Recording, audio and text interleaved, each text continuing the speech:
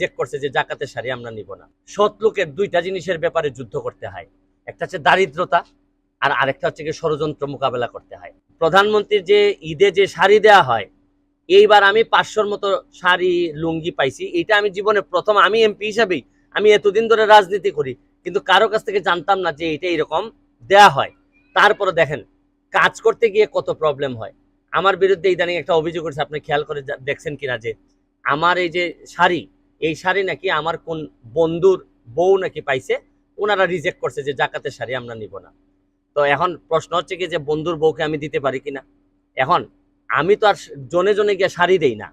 MP কি 500 জায়গায় গিয়ে হাতে হাতে শাড়ি দেয়? কারো না কারো মাধ্যমে তো দেয়। এখন তার বিবেচনায় যদি মনে হয়, ধরেন আপনি সাংবাদিক, আপনার যদি আমার কোনো লোক যদি বিবেচনা করে যে আপনি গরিব, আপনাকে যদি দেয়, আর পরে যদি আপনি বলেন যে না ভাই আমি গরিব না, আমি অন্য আরেকজন গরিব দিয়ে দিলাম, আবার এটা যদি আপনি ফেসবুকে দেন, তাহলে বোঝা গেল আপনার ইন্টেনশন ভালো না।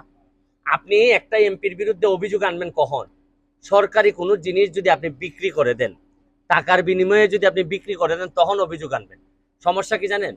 সৎ লোকের দুইটা জিনিসের ব্যাপারে যুদ্ধ করতে হয়, একটা হচ্ছে দারিদ্রতা আর আরেকটা হচ্ছে কি ষড়যন্ত্র মোকাবেলা করতে হয়। সারা পৃথিবীব্যাপী আপনি যদি সৎ থাকেন, তাহলে আপনার দারিদ্রতা মোকাবেলা করতে হবে। কিভাবে? আপনি সৎ থাকলে তো আপনি টাকা ইনকাম করতে পারবেন না।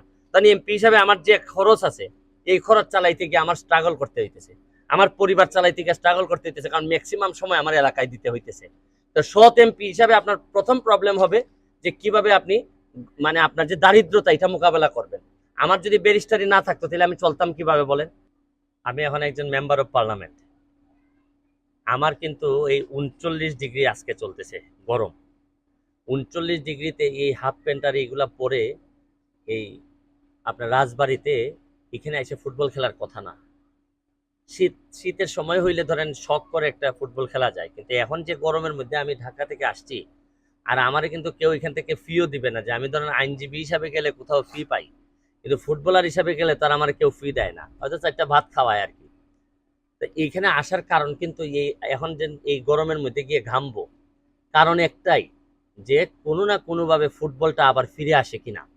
কারণ ফুটবলটা ফিরে আসানোর জন্য শুধু ফুটবল না, আপনি ফুটবল যদি না আসে, তাইলে আপনি দেখেন দেশের বাচ্চারা যেভাবে মাদকের সাথে সংযুক্ত হচ্ছে, আপনি এই জেনারেশন যে শুধু রাজনীতি দিয়ে বা রাজনীতিবিদ দিয়ে আপনি বাঁচাইতে পারবেন না।